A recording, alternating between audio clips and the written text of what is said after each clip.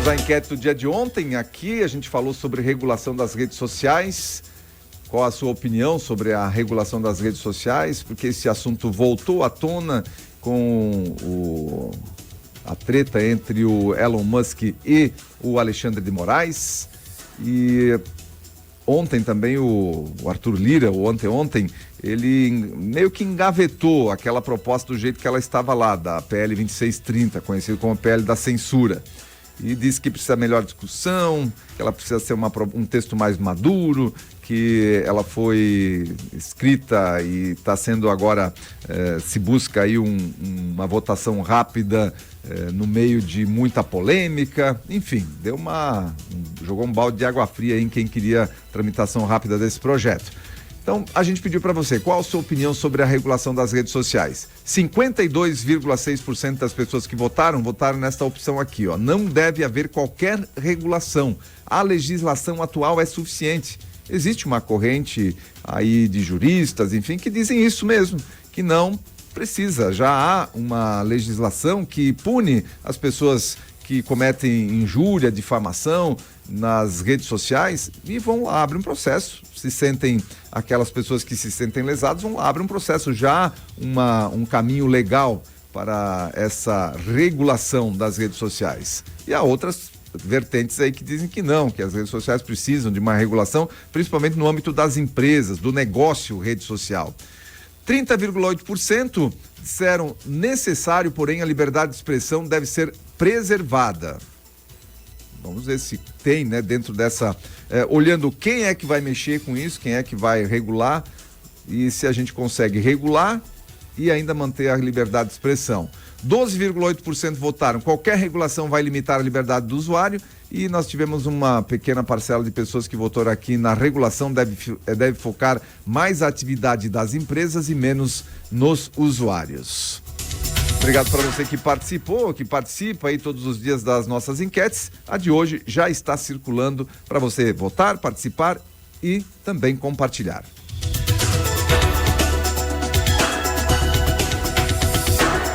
Hoje tem interdição na BR-470. O DENIT, inclusive, informou que acontece no quilômetro 41, uma interdição total no bairro Belchior Baixo, em Gaspar. O trânsito vai ficar interditado entre as 4 e 4h30 da tarde, então 30 minutos aí de interdição total. Segundo as informações do DENIT, é uma medida necessária para seguir com as obras de duplicação da rodovia no lote 2. Motoristas que passarem pelo trecho devem estar atentos à sinalização. Muito bem, obras da 470 em andamento, importante, né? Essa obra, a gente sabe da importância dela e estamos sempre na torcida aí para que ela finalize logo e cada vez mais trechos estejam liberados aí da sua duplicação. A previsão do superintendente do DENIT é que até 2026 essa duplicação da 470 esteja completa. Agora vamos ver se realmente vão conseguir cumprir o prazo. Já aumentou o prazo, né? Já aumentou, porque era 2025, agora já é 2026. Mas vamos lá. Isso que a gente está falando só do trecho de Indaial até o litoral. Nós não estamos falando aqui de Indaial para em direção ao Alto Vale, que também, logicamente, depois precisa, porque vai afunilar. Nessa região aqui de Rodeio, Ascurra, Piúna, o trânsito vai afunilar, obviamente que vai, principalmente naqueles horários de pico, nos feriados, naqueles dias específicos também, vai afunilar o trânsito nessas regiões, e bastante. E falando em Alto Vale, Rio do Sul vai receber 40 moradias para atender famílias atingidas pela enchente. Rio do Sul será contemplado com 40 moradias através do programa Minha Casa, Minha Vida, Calamidade, uma modalidade que contempla comunidades atingidas por desastres naturais. Além da capital do Alto Vale, duramente castigada por enchentes no ano passado, mais 6 cidades catarinenses vão receber recursos para o gerenciamento do repasse dessas moradias. A assinatura da portaria foi realizada em Brasília na tarde desta terça-feira pelo ministro das Cidades, o Jader Filho, acompanhado de representantes de municípios contemplados e o deputado federal Carlos Chiodini, que foi o intermediador no processo. O chefe de projetos e convênios da Secretaria de Assistência e Desenvolvimento Social, Ricardo Pinheiro, esteve em Brasília e comentou sobre o repasse realizado pelo Ministério das Cidades. Ele alerta que agora começa um processo dentro do Executivo Municipal para a seleção dos contemplados. O prefeito José Tomé comemorou esta sinalização de repasse ao município, salientando que já existe um levantamento inicial de onde poderiam ser construídas. E lembrou que esta é uma necessidade importante do município e que, inclusive, foi pauta no início do ano em visita à capital federal. O importante é 40 moradias, Rio do Sul sendo contemplada, que foi duramente castigado, uma das cidades ali do Alto Vale que foi duramente castigada pelas últimas enchentes que aconteceram aqui em Santa Catarina. Mas uma questão muito importante é o seguinte, cada vez ter menos gente morando nessas áreas que são alagáveis e aquelas que são, logicamente que Rio do Sul, né? Rio do Sul é complicado, né? Basicamente a cidade inteira ali, o centro da cidade é alagável, mas principalmente essas pessoas que moram em áreas ribeirinhas, que moram nas áreas que são as primeiras a serem alagadas, enfim, que essas pessoas depois, ou essas pessoas ou outras pessoas não voltem a ocupar esses espaços, porque daí sempre vai estar precisando, né, de moradia. Então tem que se atacar o problema também de outro jeito. A gente sabe que ali em Rio do Sul, muito complicado, já cresceu bastante a situação de ocupação das áreas mais altas ali da cidade de Rio do Sul, mas ainda assim, o centro da cidade de Timbó, aliás, de Rio do Sul, o centro da cidade de Rio do Sul é alagável, toda aquela região ali do centro de Rio do Sul. Então, quando tem uma enchente aí acima dos 7, 8 metros, a 6 metros, já 7 metros, a cidade já começa a ficar com problemas de alagamento, principalmente nas áreas mais baixas, mas o centro da cidade de Rio do Sul. Então, um problema estratégico gigante que tem pela frente ali, os gestores, né, que ocuparem os cargos ali na cidade de Rio do Sul.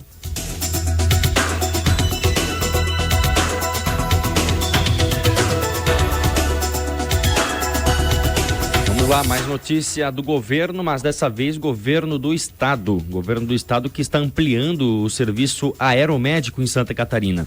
A partir da última quarta-feira, ontem, as emergências das regiões meio e extremo oeste serão atendidas por uma aeronave que terá base em Joaçaba. Com mais essa estação, ou mais esta ação, melhor falando, a cobertura aeromédica do estado garante que todo catarinense está a 20 minutos de ser socorrido por uma aeronave com atendimento rápido e de qualidade. A entrega da aeronave e de uma ambulância interhospitalar foi feita pelo governador Jorginho Melo e reforça os serviços de saúde na região.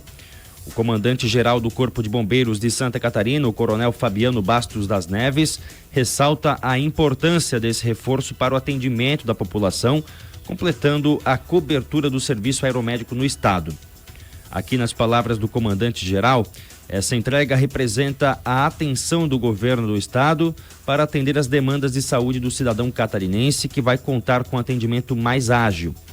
A aeronave, locada pelo estado, com equipes do Serviço Aeromédico do SAMU, será utilizada para atendimentos da saúde e ficará sediada em Joaçaba para servir as duas regiões. Então, neste momento, região meio e extremo oeste, recebendo também atendimento aeromédico dos bombeiros militares.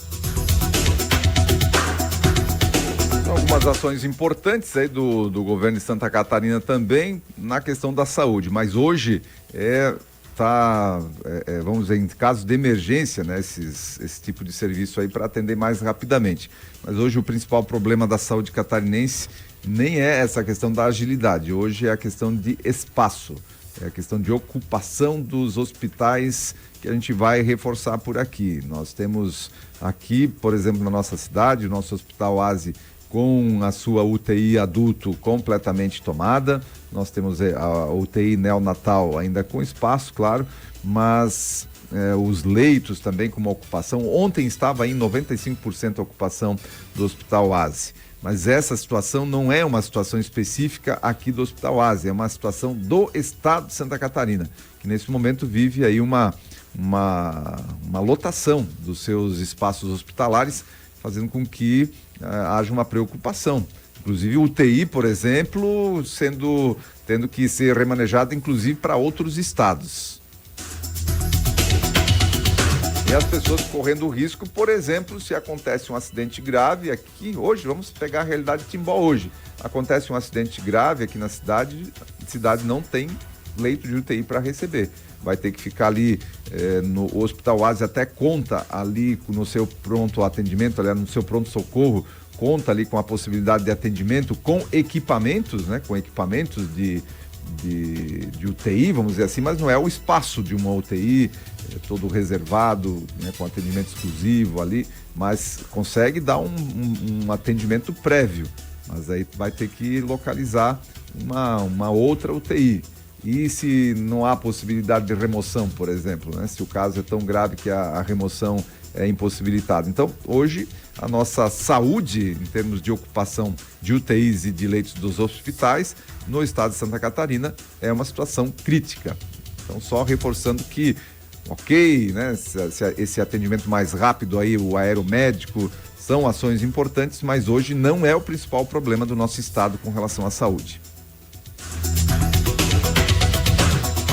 E a Câmara aprova a prisão de Chiquinho Brazão. A Câmara dos Deputados aprovou na noite de ontem, quarta-feira, a manutenção da prisão do deputado federal Chiquinho Brazão, agora sem partido, né? Porque foi expulso do seu partido. O parlamentar é acusado de ser o mandante da morte de Marielle Franco e do motorista Anderson Gomes. Foram 277 votos favoráveis, 129 contrários e 28 abstenções. Brazão foi preso no dia 24 de março, após determinação do ministro Alexandre de Moraes, do Supremo Tribunal Federal. Moraes justificou a prisão em flagrante por obstrução de justiça. A manutenção da prisão já tinha sido aprovada na manhã, ainda de ontem, pela Comissão de Constituição e Justiça, a CCJ. O relatório do deputado Darcy de Matos, do PSD de Santa Catarina, foi aprovado por 39 votos favoráveis e 25 contrários. Ali na CCJ já foi uma votação um pouco mais apertada, apesar de que ainda assim foi mantida a prisão dele na CCJ. E depois, lá na Câmara dos Deputados, precisava ali de mais de 250, um pouco mais de 250 votos, tem que ser por maioria absoluta, conseguiu 277 votos favoráveis contra 129 contrários e 28 abstenções, a aprovação da manutenção da prisão de Chiquinho Brazão. Havia deputados aí que estavam votando contra essa manutenção da prisão, justamente porque dizendo que não foi seguido o devido processo legal, e não importa qual é o crime que foi cometido ali, quem é que cometeu, mas deve ser seguido o devido processo legal. E o Alexandre de Moraes, de acordo com esses deputados que votaram contra, não seguiu o devido processo legal. Claro que tem aí aliados do Chiquinho Brazão que votaram contra por serem aliados, mas tem uma parcela desses que votaram contra aí, dizendo que não foi seguido o devido processo legal. Isso também aconteceu lá na CCJ da Câmara dos Deputados. Mas aqueles que queriam a manutenção da prisão acabaram se sobressaindo sobre aqueles que não queriam, que queriam que o processo legal fosse seguido à risca.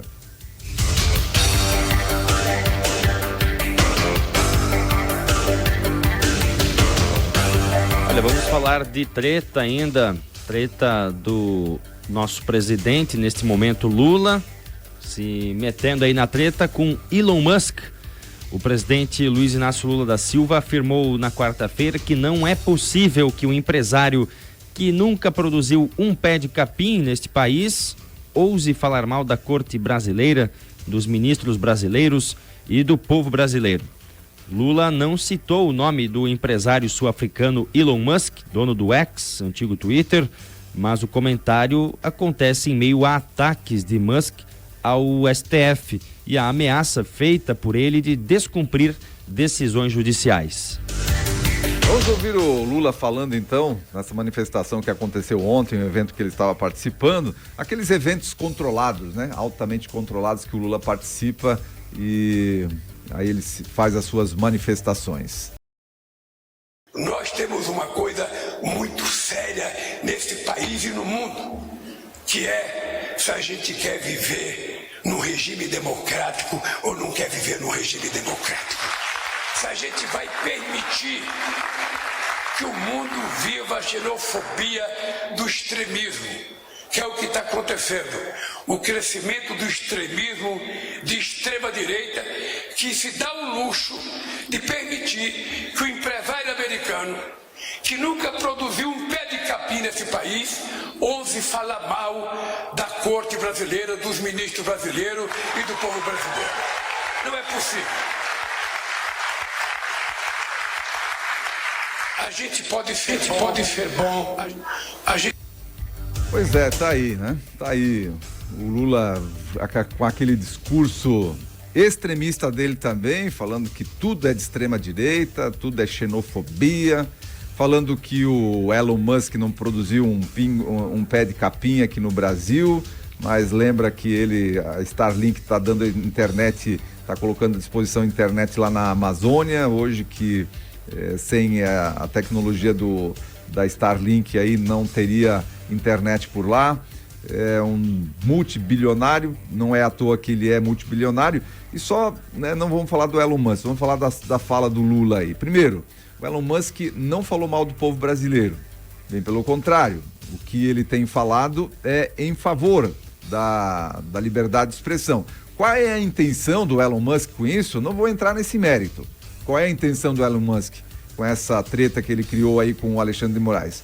Mas ele não falou mal do povo brasileiro, Lula. Ele não falou mal do Supremo Tribunal Federal. Não, ele não falou mal da Suprema Corte.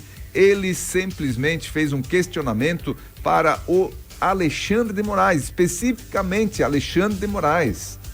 Falou mal do povo brasileiro, não falou mal da Suprema Corte brasileira, ele simplesmente fez alguns questionamentos diretamente, inclusive, ao Alexandre de Moraes. Aí sim. E agora ele foi incluído no inquérito por ter tuitado. O Elon Musk foi incluído no inquérito porque ele fez tweets criticando um ministro da Suprema Corte e foi incluído por isso no inquérito. Ou seja, a provocação do Elon Musk deu certo, porque aí o Alexandre de Moraes mostrou que ele é o que o Elon Musk está dizendo que ele é. Isso está repercutindo mundo afora, e o pessoal dando risada, né? Lá fora o pessoal dando risada da situação de como é que a Suprema Corte brasileira inclui o Elon Musk num processo só por ele ter tuitado. É claro que nós temos sempre que desconfiar, né? A gente não pode, tem gente que já está endeusando, né, o Elon Musk, que é o herói da nação. Isso não existe. A gente sempre tem que desconfiar qual que é a real intenção das pessoas, ainda mais pessoas que conseguem desestabilizar de certa forma o país, que é o que o Musk tem feito aqui, né? A gente consegue ver aí uma corte brasileira politizada, presidente também confrontando aí o Elon Musk, e tivemos também uma manifestação do Alexandre de Moraes, né? Falando que liberdade de expressão não é liberdade de agressão. Aí a gente vê todo aquele discurso montado, né? O Alexandre de Moraes, no momento que ele aproveita para falar sobre isso, ele vem com aquele discurso montado de que liberdade de expressão não é liberdade para a proliferação do ódio, do racismo, da misoginia, da homofobia. Sabe, em qual momento em que se falou, né, que o Elon Musk foi racista, que foi misógino, que foi homofóbico, sabe? São discursos, eles já aproveitam para fazer um discurso político em cima dessa situação. É claro que a gente tem que desconfiar sempre, a gente não pode ser ingênuo, como já dizia também aqui no seu comentário o Sérgio Barreto, mas isso mostra uma fragilidade imensa, né, das nossas instituições também aqui no Brasil. E quanto à fala do Lula, de que o Elon Musk não plantou sequer um pé de capim, logo o Lula que pergunta quando é que um pé de oliveira vai dar uva, logo o Lula. Mas claro, o Elon Musk, ele não plantou nenhum pé de capim, é verdade, ele só tem lançado satélites chamados os Starlink, proporcionando internet aqui para a Amazônia, coisa que o governo Lula ou nenhum governo brasileiro, não vou botar isso aqui pro governo Lula, nenhum governo brasileiro até então conseguiu fazer essa façanha de passar. Olha só, século XXI, regiões da Amazônia não tinham internet. Elon Musk está lá com os Starlinks, satélite, dando pelo menos isso para a população da Amazônia. foi um dos fundadores do OpenAI, que hoje é a criadora aí do ChatGPT, é o principal aí dono da Tesla, né, que foi a primeira fábrica a apostar em carros elétricos, também criador da SpaceX, empresa de voos espaciais. Então, não querendo justificar o que o Elon Musk está fazendo também com a bagagem dele, mas para que o Lula também tenha um pouquinho de consciência, né, de com quem ele está lidando, do que ele está falando também. E para que nós também conheçamos, né, que o Musk também não é nenhum santinho aí nesse jogo de poderes. Com certeza não, por isso que eu falei, não entrando no mérito do porquê ele está fazendo isso ou aquilo, mas confrontando só a fala do presidente, ele não falou mal da Suprema Corte, ele não falou mal do povo brasileiro, ele confrontou um ministro da Suprema Corte brasileira, através de tweets, e por isso foi inserido num processo aí que já dura uma eternidade. E censura, obviamente, né? A Câmara aprova, então, para a gente finalizar o nosso giro de notícias, a Câmara aprova a volta do seguro obrigatório DPVAT, tema da nossa enquete do dia de hoje. A Câmara dos Deputados aprovou nesta terça-feira, dia 9, um projeto de lei que recria o seguro obrigatório para acidentes de trânsito, DPVAT. A matéria representava uma aposta do governo que optou por renomear o seguro para SPVAT, Seguro Obrigatório para a Proteção de Vítimas de Acidentes de Trânsito. A Caixa Econômica Federal será responsável por pagar as indenizações. A proposta foi aprovada por 304 votos a favor e 136 contrários pela Câmara dos Deputados, veja só. Agora a matéria será analisada pelo Senado. Pelo texto, todos os proprietários de veículos automotores serão obrigados a pagar o seguro, que cobrirá danos civis, pagando indenizações por morte ou invalidez total ou parcial. Os valores das indenizações serão determinados por decreto do presidente da República e os pagamentos serão feitos mesmo se o motorista for culpado ou estiver inadimplente. Mais detalhes. Quando esse assunto tiver realmente regulamentado, aí a gente vai tratar disso, vai trazer especialistas aqui para falar sobre esse novo SDPVAT. Mas o que eu quero abordar só para fechar o nosso giro de notícias é que junto com essa situação aqui, com esse DPVAT, foi aprovado um jabutizinho. Sabe o que é jabuti? Jabuti é um projeto, ou alguma coisa que vai embutido num projeto de lei, né? Que não tem nada a ver com o projeto, né? Durante a votação então dessa proposta, os parlamentares acabaram incluindo uma emenda chamada de jabuti, porque é um assunto não relacionado ao projeto, mas foi aprovado junto ali. Sabe do que tratava esse jabutizinho? Ele altera o arcabouço fiscal e permite a antecipação da abertura de crédito suplementar de cerca de 15 bilhões de reais para o governo. Então, a gente já entendeu por que esse projetinho do DPVAT aí, da volta do DPVAT foi aprovado, porque está liberando um crédito suplementar para o governo de 15 bilhões de reais. E, obviamente, com a promessa de quê? Dos deputados levarem uma parcela disso aí. Tenha certeza disso. 15 bilhõezinhos de reais, que a gente nem tem ideia de quanto é essa grana. E é o preço desse jabutizinho que foi incluído nesse projeto do DPVAT. Veja só. E eu me contentando com R$1 milhão. É isso mesmo. Vamos lá, 7h25, nós vamos encerrando o nosso primeiro bloco de informação para você, ouvinte do Repórter Cultura.